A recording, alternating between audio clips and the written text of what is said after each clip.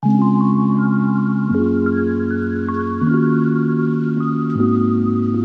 everybody, it's Father Richard Gonzalez here. I'm sure that most people realize that there are a few steps in preparing engaged couples for their wedding and especially for their marriage within the Catholic Church. And the old saying is true, the wedding is a one-day event, but marriage is for a lifetime. Marriage preparation helps the engaged couple in communicating, in being able to dialogue, to discuss their vision and their expectations as a future married couple. Evidently, recently, the music artist Britney Spears was not aware of this. I'm sure most of you have already heard reports that Britney wanted to celebrate her wedding at a local church, but was supposedly denied.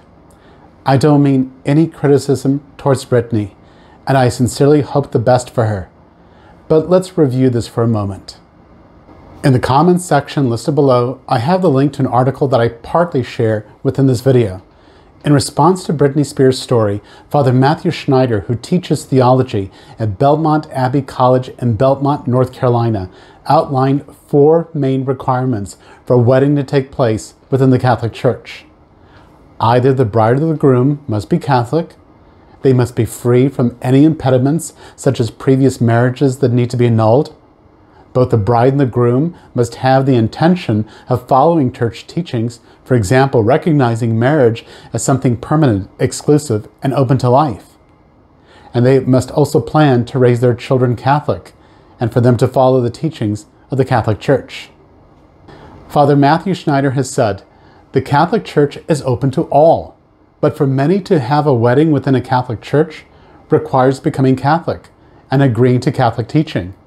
And he further states, many other religions would be similar. For example, I doubt a synagogue would hold a wedding if neither spouse was Jewish. And he added, it is not clear from public information what Britney Spears' canonical status is within the Catholic Church. I mean, Britney says she was baptized as a Baptist, later converted to Catholicism, but now says that she can't get married in the Catholic Church because she's not Catholic. Britney, you are making this all too confusing. On their wedding day, the bride and the groom give their word to each other, to take each other, for better, for worse, for richer, for poor, in sickness and in health, all the days of their lives. This word they give to each other is not just any word, but a solemn promise, a vow before God. The reason the bride and the groom can take this step with holy confidence after much careful consideration, as I have outlined in the above video, is because it is not just any word they give to each other, but as I said, a solemn vow before God.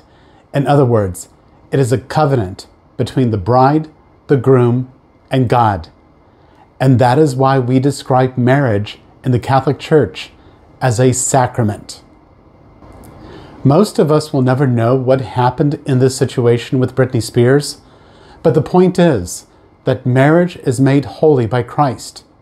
For through the sacrament of marriage, the couple receives graces that are built up from the other sacraments, and receive graces through the sacrament of marriage in a particular way, through each other.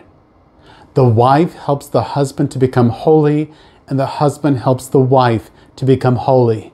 And their marriage is the way God calls them to become holy, just as God calls me to become holy by answering the call to the priesthood. So as you may be planning your wedding, don't get so caught up in the candles and the flowers, but in the seriousness of your intentions, of the vows that you will be pronouncing before God's altar. And as you continue to discern, may God bless you today, tomorrow, and always. And I'll see you real soon. If you enjoyed this YouTube video, consider giving it a thumbs up like, subscribing to my YouTube channel if you haven't already, and hitting the notification bell and the all tab so you are notified of all future videos on my YouTube channel.